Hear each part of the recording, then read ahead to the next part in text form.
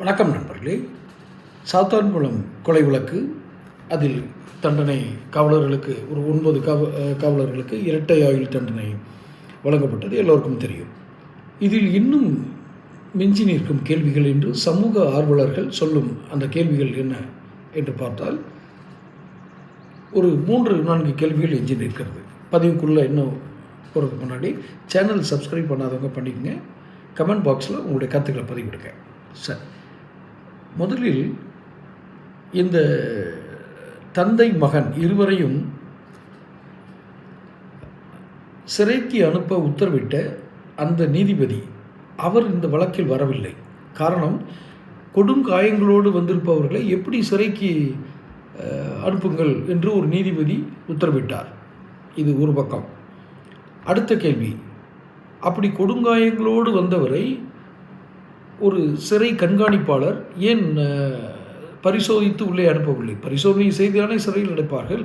அந்த பரிசோதனை என்பது சாதாரண பரிசோதனை. இது போக மருத்துவ சான்றிதழ் கொடுத்திருக்க வேண்டும். ஏற்கனவே அந்த மருத்துவர் செய்த குற்றத்தை, ஒரு மருத்துவர் இவர்கள் முழு நலத்துடன் இருக்கிறார்கள், உடம்பில் காயமில்லை அப்படின்னு ஒரு சான்று கொடுத்துருக்காரு.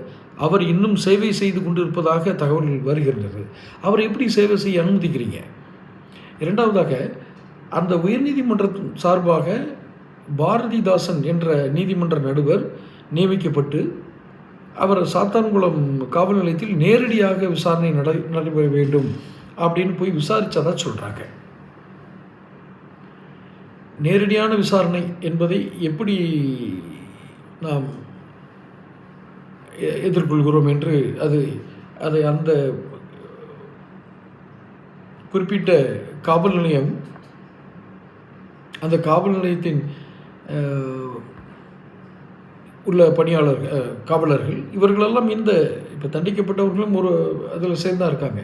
ஸோ காவல் நிலையத்திலேயே விசாரிக்க வேண்டும் என்ற அந்த பாரதிதாசன் என்ற நீதிபதியை இவர்கள் மிரட்டி அனுப்பினார்கள் என்ற செய்தியும் உண்டு.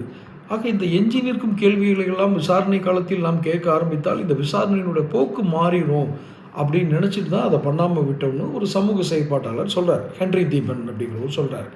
ஸோ இந்த மிஞ்சி நிற்கும் கேள்விகளுக்கு காவல்துறையோ இந்த திராவிட மாடல் என்று தங்களை அடையாளப்படுத்திக் கொள்கிற இந்த அரசாங்கமோ ஏதேனும் பதில் சொல்லுமா? இல்லை பொது சமூகம் தான் இதை கேட்க வேண்டும். தொடர்ந்து பேசுவோம். சேனல் சப்ஸ்கிரைப் பண்ணிக்கங்க.